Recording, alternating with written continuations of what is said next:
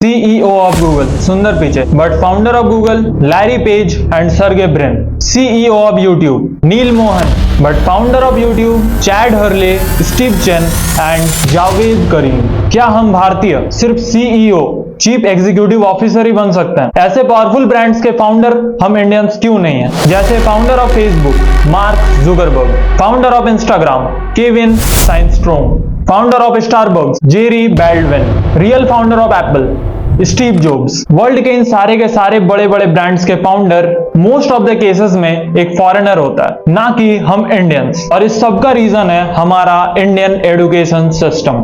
Sir हमारा जो education system है ना, वही हमें खराब कर रहा है सर। अब वही सब जो 10 साल पहले चैप्टर रिपीट हो रहे थे, वही आज 11-12 सब में वही रिपीट। इन 50 सालों में एक ऐसी चीज है जो ग्रो करनी चाहिए थी पर हुई नहीं, वो है हमारा एजुकेशन सिस्टम। इंडिया से हर साल 15 लाख इंजीनियर्स निकलते हैं, पर जॉब लगती है 10 में से सिर्फ एक इंजीनियर की। तो ये भारत का एक बहुत बड़ा दुर्भाग्य है कि एजुकेशन 80% के आसपास पहुंच गई, लेकिन दिमाग को जिंदा नहीं कर पाई। 2018 में एप्पल के को फाउंडर ने एक कॉन्फ्रेंस में कहा था कि इंडियंस आर क्रिएटिविटी लेस। वो बस हार्ड वर्क करेंगे, MBA या फिर BEd की डिग्री लेंगे और जॉब खोजने निकल पड़ेंगे। तो यहाँ पे क्रिएटिविटी कहाँ है? और ऐसे ही चैट जीपीटी की पेरेंट कंपनी OpenAI के CEO सैम ऑल्टमैन कहते हैं कि इंडियंस चैट जीपीटी जैसा प्रोजेक्ट बनाने की कोशिश जरूर कर सकती है, बट उनके लिए ये होपलेस होगा। और उन्हीं के वीडियो का कमेंट मैं जाके देखता हूँ तो कुछ लोग ये तक लिख के रखे हैं कि इंडिया को चैट जीपीटी जैसा प्रोजेक्ट बनाने में और 1000 साल लग सकता है। हम इंडियंस को इतना क्रिएटिविटी लेस माना जाता है, और इसमें गलती उन लोगों की नहीं, हमारी है, हमारे सिस्टम की है। क्यों आज हमारा इंडिया इनोवेशन इनपुट में 40 रैंक पे आता है, जबकि अमेरिका, चाइना, जापान जैसे देश काफी आगे हमारे से। आज ये पूरा वर्ल्ड हमारी क्रिएटिविटी पे सवाल उठाता है। हम इंडियंस आज किसी भी बड़े ब्रांड के फाउंडर नहीं है, इस पर सवाल उठते हैं। हमें क्रिएटिविटी लेस बताया जाता है, और इन सब का जो मूल कारण है उसे मैं आज एक्सपोज करूंगा। शायद इस वीडियो को बनाने के बाद मुझे जानने वाले कुछ लोग इसका मजाक भी बना दें, बट फिर भी मैं ये वीडियो बनाऊंगा। मेरा चैनल एक ऑडियंस लेस चैनल है, बट फिर भी मैं ये वीडियो बनाऊंगा, क्योंकि मैंने अपने पिछले नीट स्कैम वाले वीडियो में एक बात कही थी। सो इससे फर्क नहीं पड़ता कि आप कितना इंपैक्ट डाल रहे हो, इससे फर्क पड़ता है कि आप क्या ऐसे बुराइयों पर इंपैक्ट करने की कोशिश कर रहे हो नहीं। बस आपसे एक ही रिक्वेस्ट है, इस वीडियो को पूरा देखना। बहुत ज्यादा रिसर्चेस, बहुत ज्यादा एनालिसिस लगा इस डॉक्यूमेंट्री को तैयार करने में। पिछले 23 दिनों से इस पर काम चल रहा था, बट फाइनली आज ये रेडी है।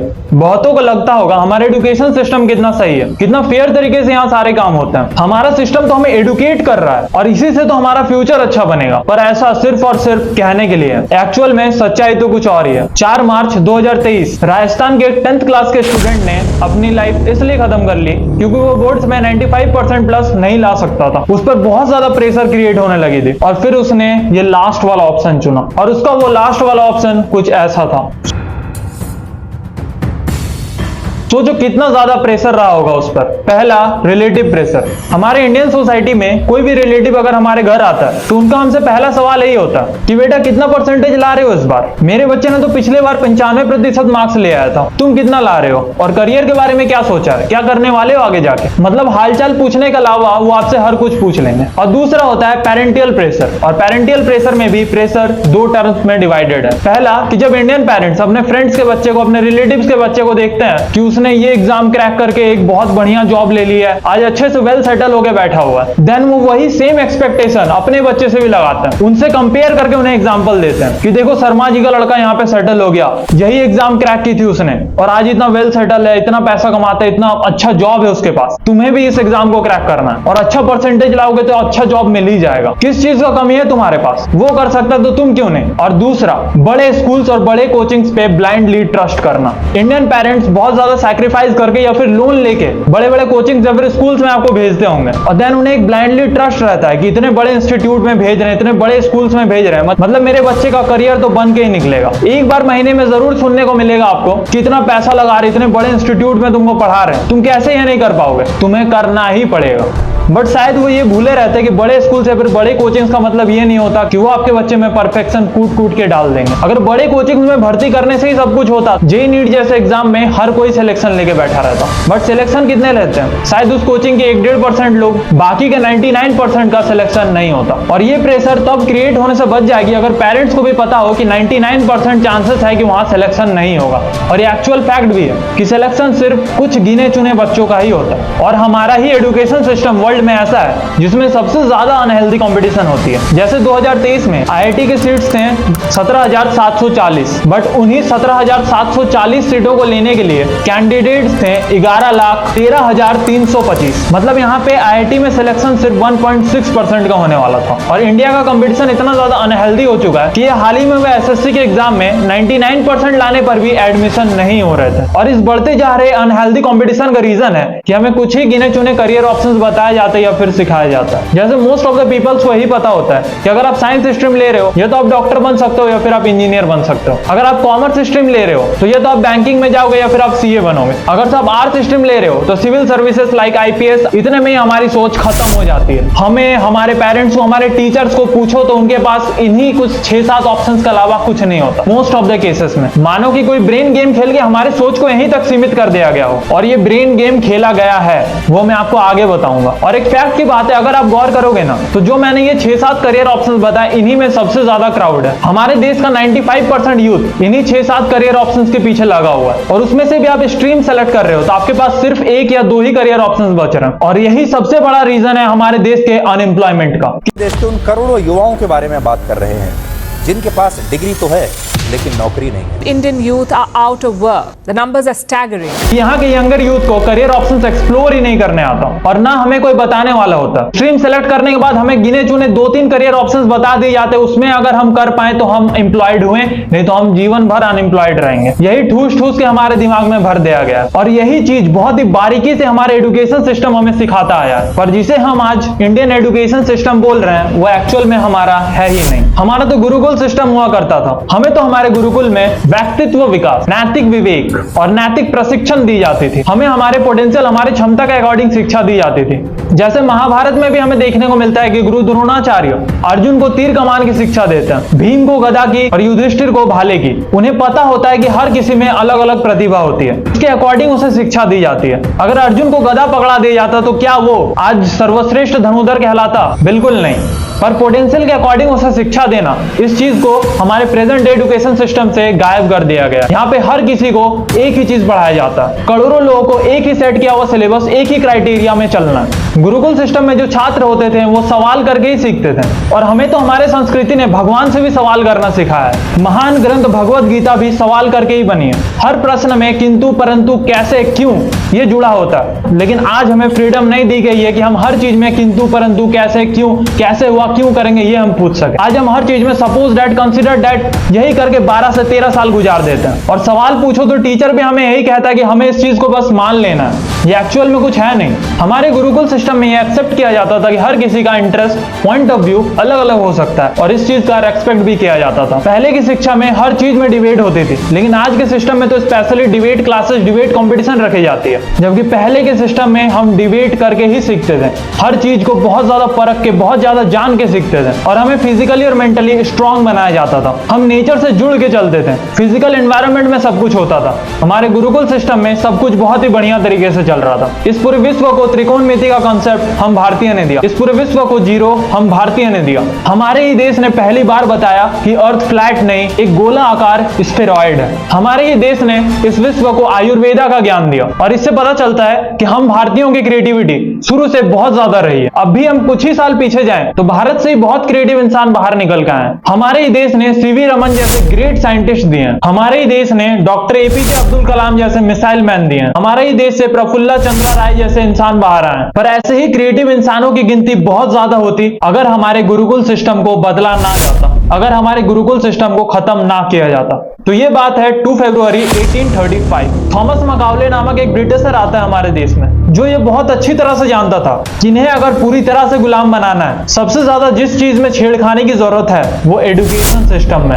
हम इंडियंस को इंसान से रोबोट बनाने के लिए उसने सबसे पहले हमारे गुरुकुल सिस्टम को खत्म कर दिया, क्योंकि ब्रिटिशर्स अच्छे से जानते थे कि इन्हें अगर उंगलियों में नचाना है तो इनके एजुकेशन सिस्टम को बदलना पड़ेगा और एक ऐसे सिस्टम को लाना पड़ेगा जिससे कि हम ज्ञानी नहीं एक नौकर बन सके, एक रोबोट बन सके, जो कि इंस्ट्रक्शन पे उठेगा, इंस्ट्रक्शन पे बैठेगा, इंस्ट्रक्शन पे हर एक काम करेगा, उन्हीं के इशारे पे नाचेगा। इसलिए उसने सबसे पहले हमारे एजुकेशन सिस्टम को खत्म कर दिया, गुरुकुल सिस्टम को हटा दिया। गुरुकुल सिस्टम के जाते ही हमारे जीवन से philosophy, personal development, moral conscience और एथिकल ट्रेनिंग और कई सारी चीजें जीवन से लुप्त हो गई। देश आजाद हुए 76 ईयर्स हो चुके हैं, बट आज भी हम उन्हीं के बनाए हुए सिस्टम के अकॉर्डिंग पढ़ रहे हैं। वो जो सिस्टम हमें रोबोट बनाने के लिए तैयार किए थे, उसी सिस्टम को हम आज तक फॉलो कर रहे हैं और रोबोट बन रहे हैं। और तीसरा जो उसने सबसे मेजर काम किया कि उसने एजुकेशन के लैंग्वेज को ही बदल दिया। 2 फरवरी 1835 के बाद इंडिया में एजुकेशन हिंदी में नहीं इंग्लिश में होने लगी और आज भी हम इंडियंस इंग्लिश को एक स्टेटस लैंग्वेज के तौर पे देखते हैं। आज भी किसी को एजुकेटेड तभी समझा जाएगा जब वो इंग्लिश बोल रहा हो। एक लैंग्वेज को हम लोग स्टेटस बना चुके हैं और मेजरली थॉमस मकाउले ने ये 3 स्टेप लेते ही हमारे अस्तित्व को मिटाने में सफल रहे। वो यही चाहते थे कि हम सिर्फ उनके इंस्ट्रक्शंस को फॉलो करें, हमारी थिंकिंग कैपेबिलिटी कंप्लीटली खत्म हो जाए, हम उनके बनाए हुए सिस्टम को सिर्फ फॉलो करें, कोई सवाल कोई जवाब ना करें। और उसी थॉमस मकाउले की मानसिकता आज हमें हमारे स्कूल्स में भी देखने को मिलती है। घंटी पे असेंबली हॉल पे आना है, घंटी पे जाना है, घंटी पे खाना है, घंटी पे उठना है, घंटी पे बैठना है, घंटी पे घर जाना है, और वो इसे डिसिप्लिन का नाम देते हैं। वो डिसिप्लिन जो कि गर्मी छुट्टी या फिर स्कूल खत्म होती कहां चली जाती वो किसी को नहीं पता होती। डिसिप्लिन वो होती है जो जीवन भर हमारे साथ रहे। सिर्फ घंटी बजती उठने और बैठने को डिसिप्लिन नहीं कहते। मैं पर्सनली जिस स्कूल में पढ़ता था वो मुझे एक जेल लगती थी। सुबह को घुसो और 6 से 7 घंटे एक रूम में बंद रहो और फिर निकलो। पानी पीने के लिए पूछो, वॉशरूम के लिए पूछो, खाने के लिए पूछो, बैठने के लिए पूछो, हर एक चीज कमांड पे करो, जस्ट लाइक अ रोबोट। और अगर स्कूल का सिस्टम इतना ही अच्छा होता तो बच्चे गर्मी छुट्टी पाने के लिए इतना तरसते क्यों हैं? उन्हें साल में ये इंतजार क्यों रहती कि कब गर्मी की छुट्टी मिलेगी और कब हम घर में रह पाएंगे? बल्कि उन्हें तो वहां मजा आना चाहिए। वो अपने फ्रेंड्स के साथ मिल रहे हैं, वहां पे जाके कुछ सीख रहे हैं, बट उसके विपरीत वो वहां इरिटेट होते हैं। सपोज डेट कि आप 5-5 घंटा किसी को चेस खेलना सिखा रहे हो, हर रोज हर एक चीज चेस के बारे में बता रहे हो, तो वो बच्चा इरिटेट नहीं होगा, जबकि उसमें भी दिमाग लगता है, उसमें भी मेहनत लगता है। बट स्कूल जा रहा बच्चा इरिटेट होता है। हर एक बच्चे को छुट्टी का इंतजार रहता है, हर दिन वो घंटी काउंट करता है कि हाँ 7वें घंटे के बाद मेरी स्कूल छुट्टी हो जाएगी। जबकि पढ़ाई ऐसी होनी चाहिए थी कि हर किसी को इंटरेस्ट रहे, हर कोई उसे खुद से करना चाहे, उसे मजा आनी चाहिए थी उस चीज में, ना कि बोरियत फील होनी चाहिए थी। और वो मजा सिर्फ और सिर्फ हमारे पहले वाले सिस्टम में थी, इस वाले सिस्टम में नहीं थी जो कि ब्रिटिश इंट्रोड्यूस करके गए हैं। और अंबानी, विराट कोहली, आमिर खान, नरेंद्र मोदी, ये सब हमारे इस करंट एजुकेशन सिस्टम के ट्रैप में नहीं फंसे। A lot of kids just in school kind of puzzled as to why they're there. ये सिस्टम बनाया ही कुछ ऐसा गया है कि हम लंबे लंबे सिलेबस को एक तोते की तरह रट लें और एग्जाम में 90-95% अबव लेके आ जाए तो हम बहुत ज्यादा ब्रिलियंट हैं, हमारी इंटेलिजेंस बहुत अच्छी है। आप एक बहुत ब्रिलियंट स्टूडेंट है अगर आप इस ग्रेडिंग सिस्टम को फॉलो करते हुए इसमें एक अच्छा ग्रेड ले आते हैं तो। और अगर आप इस ग्रेडिंग सिस्टम के अकॉर्डिंग एक अच्छा ग्रेड नहीं ला पाते हो तो आप एकदम बकवास हो, वाहियात हो, आप किसी काम के नहीं हो। और मैं ये दावे के साथ कह सकता हूं कि ऐसे सिस्टम में हर बच्चा अच्छा परफॉर्म तो दूर की बात, हर एक बच्चा ठीक ठाक परफॉर्म भी नहीं कर सकता, क्योंकि यहाँ एक ही तरीके से हर किसी को पढ़ाया जाता है। लाखों बच्चे को एक ही तरीके से पढ़ाया जाता है। 10th तक हर एक चीज हमें पढ़नी पड़ती है। चलो मान लिया 10th तक सब कुछ पढ़ भी लिए, लेकिन 12 में भी हमें एक स्पेसिफिक सब्जेक्ट चूज नहीं करने दिया जाता। वहां पर भी हमें 5-5 सब्जेक्ट दिया जाता है, maths, physics, chemistry, physical education, English, और उसके बाद एडिशनल। चाहे आप कैसे भी बच्चे क्यों ना हो, आपका दिमाग कोई भी कंसेप्ट पे क्यों ना वर्क करता हो, हर किसी को यही एक ही चीज दोहरानी है, एक ही चीज करनी है। आप खुद ही सोच के देखो ना कि एक डॉक्टर अगर 1000 लोगों को एक ही दवा दे तो शायद उस 1000 लोगों में 5 से 6 लोग ही सही होंगे और बाकी के जितने भी हैं उन सारे लोगों की हालत बद से बदतर हो जाएगी। क्यों? क्योंकि उन्हें जरूरत किसी चीज की थी और उन्हें दिया कुछ और गया। और यही चीज हमारे साथ हो रही है। मैंने आपको एग्जांपल तो 1000 लोगों की दी, बट ये करोड़ों लोगों के साथ हो रही है, हर किसी के साथ हो रही है। बट इस बात को बहुत ही सीरियस लेने की जरूरत है कि हर एक बच्चा यूनिक होता है, कोई किसी से सिमिलर नहीं है। सबकी ग्रास्पिंग कैपेबिलिटी अलग अलग होती है, हर कोई एक ही चीज के लिए नहीं बना होता। हर बच्चा रटने वाले सिस्टम पे फिट नहीं बैठ सकता कि सिर्फ सिलेबस कंप्लीट करने में फोकस रखो, सीखने नहीं सीखने से कोई मतलब नहीं है। जो एग्जाम में आ रही है वो क्वेश्चन को ज्यादा से ज्यादा प्रैक्टिस करो और एग्जाम दे दो और 15 से 20 दिन में उस चीज को भुला दो और फिर एक नए क्लास में जाओ और वहां पे एक नए सिलेबस का इंतजार करो। इस साइकिल को रिपीट करते जाओ और करते जाओ। हम 20 से 25 साल तक इस साइकिल को रिपीट करते हैं, पर इतना कुछ पढ़ने के बाद, इतना कुछ सीखने के बाद एंड ऑफ द टाइम क्या हम किसी भी चीज में मास्टरी कर चुके होते हैं? नहीं, ये हमारे कहीं यूजेस में आते हैं। मानते हैं कि कुछ लोगों के यूजेस में आता होगा, बट कितनों की? 1000 में 4-5 लोगों की। तो बाकी 9 लोगों को क्यों पढ़ाया? उन्हें जो जरूरत थी वो पढ़ानी चाहिए थी ना। इसलिए ये समझना हम सभी के लिए बहुत जरूरी है कि लर्नर्स के स्टूडेंट्स कई टाइप्स के होते हैं। उनका मेमोरी अलग अलग कंसेप्ट पे वर्क करता है। लाइक जो फोटोग्राफिक लर्नर्स होते हैं वो फोटोज या फिर इमेजेस से ज्यादा बेहतर पढ़ सकते हैं। वो किसी भी नॉलेज को ग्राफिकली ज्यादा अच्छा ग्रैप कर पाएंगे। और ऐसी होती है काइनेस्थेटिक लर्नर्स, जो कि एक्टिविटी, रियल लाइफ एक्सपेरिमेंट या फिर प्रैक्टिकल यूजर्स के थ्रू से समझता है। और ऐसे काइनेस्थेटिक लर्नर्स को सबसे ज्यादा दिक्कत होती है आज के सिस्टम में, क्योंकि आज ज्यादातर सिर्फ थ्योरी और थ्योरी बेस्ड कंसेप्ट ही भरे हुई है। और एक होती है ऑडिटरी लर्नर्स, जो कि सुन के ज्यादा बेहतर लर्न कर सकते हैं, जो कि सुन के ज्यादा अच्छा सीख सकते हैं। उनका सबसे ज्यादा फोकस सुनने में होता है। ऐसे ही करीब 8 टाइप के लर्नर्स होते हैं, पर हमारे यहाँ टाइप्स के बेसिस पे एडुकेट करने का कोई सिस्टम नहीं है। सोचो, सबका ब्रेन एक अलग अलग कंसेप्ट पे काम कर रहा है, तो कैसे और क्यों एक ही सिस्टम हर किसी पे थोपा जा रहा है? हमारा ये सिस्टम कहता है कि हर किसी को हर सब्जेक्ट पढ़ना है, हर सब्जेक्ट में फुल मार्क्स लाना है, तभी ये माना जाए कि आप में इंटेलिजेंस और टैलेंट एग्जिस्ट करता है। पर रियलिटी तो यह है कि इस ग्रेडिंग सिस्टम से हमारे इंटेलिजेंस का कोई नाता नहीं, क्योंकि इंटेलिजेंस और रटंती विद्या एक नहीं हो सकती। और इसी ग्रेडिंग सिस्टम का टॉर्चर सहना पड़ा था हमारे द ग्रेट मैथमेटिशियन रामानुजन को। उनके मैथ्स में full out of full marks आते थे, बट इंग्लिश सहित हर सब्जेक्ट में वो फेल करते थे।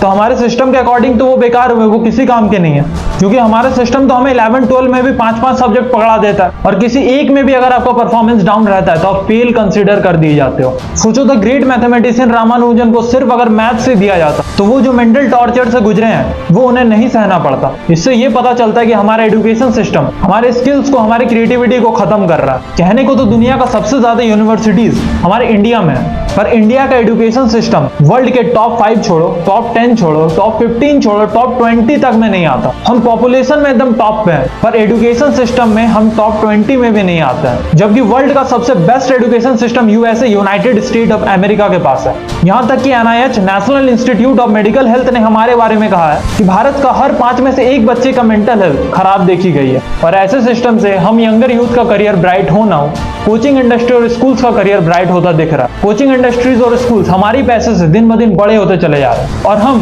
15 से 20 लाख अपने एजुकेशन में लगाने के बाद भी 20,000 का जॉब ढूंढने निकलते हैं, और वो भी हर किसी को नसीब नहीं होता। और ये एजुकेशन सिस्टम में रिस्पॉन्सिबल है हमारे देश के अनएम्प्लॉयमेंट के लिए। जॉब क्रिएट करने से ज्यादा फोकस इस सिस्टम को सुधारने पे होना चाहिए। प्रॉब्लम जहां से क्रिएट हो रहा है, प्रॉब्लम का जड़ जो है, उसी जड़ को उखाड़ फेंकना चाहिए।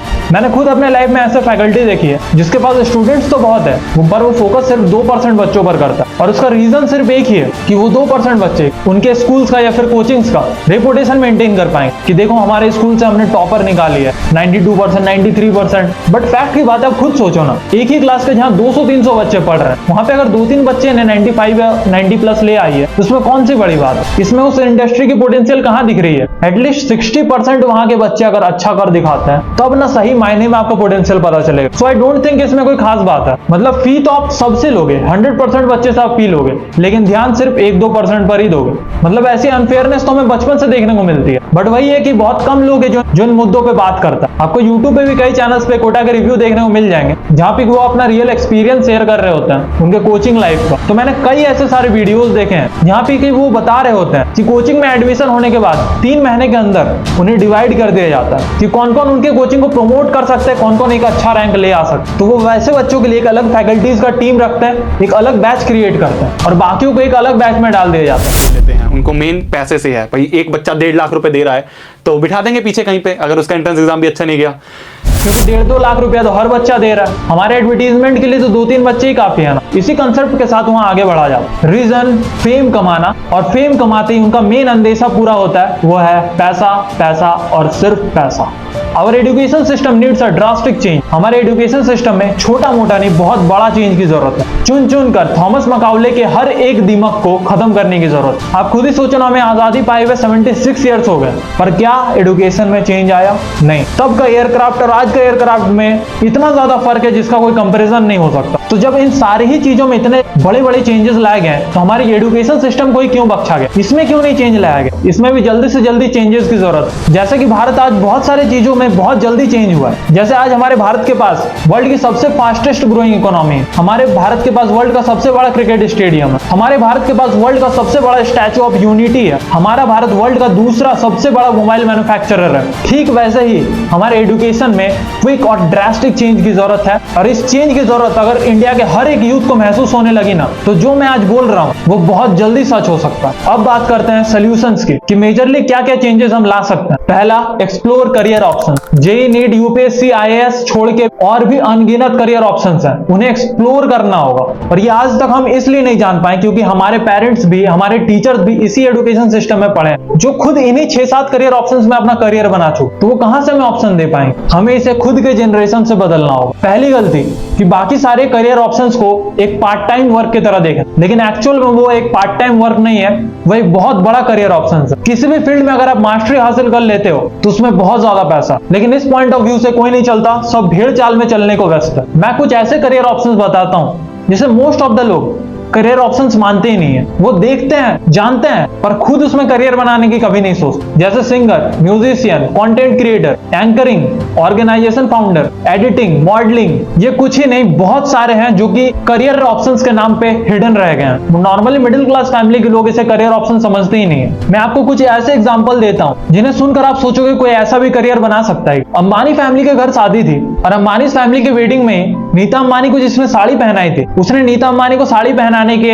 2 लाख रुपए चार्ज किए थे, बिकॉज वो एक प्रोफेशनल थी, वो उस चीज में मास्टरी कर रखे थे। वो अलग अलग तरीकों से, अलग अलग टाइप से एक ही साड़ी को कई तरीके से पहनाना जानते थे। तो आप किसी भी चीज में अगर मास्टरी कर रखे होगे ना, तो वही आपका करियर ऑप्शन बन सकता है। लेकिन हमें तो ये सब सोचना ही नहीं है। थॉमस मकाउले ने एक दिशा हमें दी है, कमांड लो और काम करो। 8-8 घंटे, 10-10 घंटे काम करो और महीने में सैलरी लो और अपना जीवन काटो और मर जाओ। डीएनए के शो में बताया जाता है कि भारत के 83% युवा को सिर्फ और सिर्फ जॉब चाहिए, और वो भी सरकारी नौकरी। 83% यंगर यूथ सिर्फ जॉब लेने में व्यस्त है। उन्हें सिर्फ एक सरकारी नौकरी चाहिए जिससे कि उनका लाइफ सिक्योर हो सके। तो ऐसे सोच के साथ अगर हम बड़े होंगे तो कहां से इंडिया में फाउंडर्स जन्म लेंगे? आज जितने भी बड़े बड़े ब्रांड्स हैं, एप्पल, फेसबुक, इंस्टाग्राम, जिस पर आप ये वीडियो देख रहे हो, यूट्यूब, गूगल, इनमें से एक का भी फाउंडर इंडियन नहीं है। इसका कारण है हमारा मिडिल क्लास वाला सोच। करियर का नाम आते ही सबसे पहला ऑप्शन हमारे दिमाग में जॉब ही आता है। खुद कुछ क्रिएट नहीं करना है, बस किसी तरह एक जॉब मिल जाए, दैट्स ऑल। और ऐसा चलता रहा ना तो कभी एक्सपेक्ट मत करना कि इंडिया से भी इतने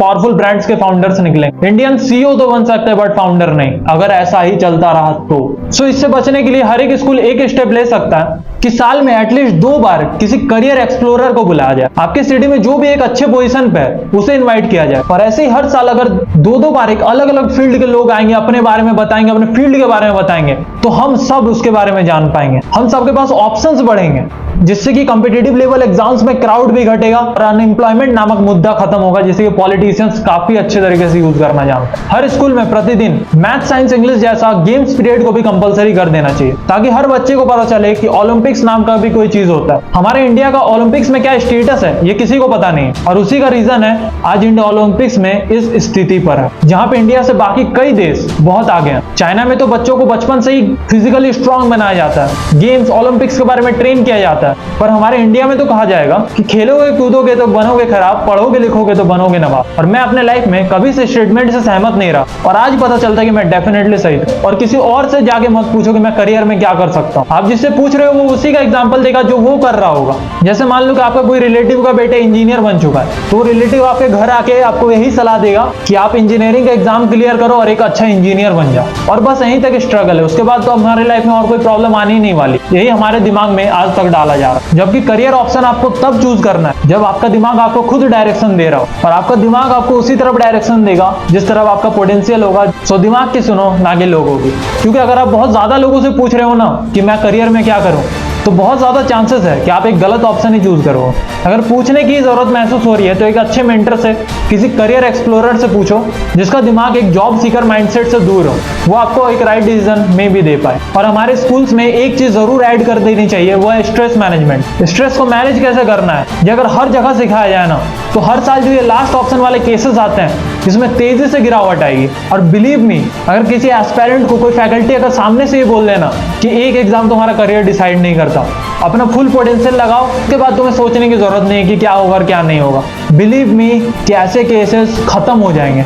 पर अफसोस की बात है कि ऐसा कहीं नहीं होता। और एक चीज जो कि हम ग्राउंड लेवल से ही ऊपर लेके आ सकते हैं, वो है हमारा क्यूरियस और क्रिएटिव नेचर, जिससे को सवाल करने से भी नहीं डरेंगे और उनके अंदर जो भी क्रिएटिविटी है वो बाहर आएगी। सो इस वीडियो का कंक्लूजन यही निकलता है कि सिस्टम में तो ड्रास्टिक चेंज की जरूरत है ही, साथ ही साथ हमें अपनी मेंटालिटी बदलनी हो। इस डॉक्यूमेंट्री में मैंने संभवतः सारे मिस्टेक्स को कवर किए जो कि हम कर रहे होते हैं और हमें पता तक नहीं होता। तो इन सभी चीजों को हमें बदलना होगा और हमारे नेक्स्ट जनरेशन तक पहुंचने से इसे रोकना होगा, ताकि इंडिया से सिर्फ सीईओ ही नहीं, फाउंडर्स भी बाहर आए और इंटरनेशनल लेवल पे किसी भी चीज में बात हो रही हो तो इंडिया का नाम टॉप पे रहे। सो गाइस, अगर आपको वीडियो पसंद आई हो तो चैनल को जरूर से सब्सक्राइब कर देना, बिकॉज आपके लिए बस वो एक छोटा सा बटन है, बट मेरे लिए वो एक बहुत बड़ा मोटिवेशन है। एक सब्सक्राइब मुझे बहुत ज्यादा मोटिवेट करता है ऐसे वैल्यूबल और सोशल इश्यूज को कवर करने के लिए। और आज मेरे साथ बस ऐसे कुछ चंद लोग ही जुड़े हुए हैं, पर अगर ये संख्या बड़ी होती है, ऐसे कई सोशल इश्यूज को कवर अप करेंगे और अवेयरनेस फैलाएंगे। और कहते हैं ना, यूनिटी में बहुत ज्यादा ताकत होती है। सो इसलिए चैनल को सब्सक्राइब जरूर से कर देना और बाकी इस वीडियो को ज्यादा से ज्यादा शेयर करो,